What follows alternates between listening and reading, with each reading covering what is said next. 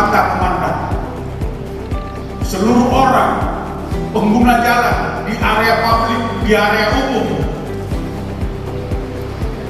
akan diikuti apa petunjuknya, apa perintah, baik dengan isyarat ataupun dengan bunyi-bunyian.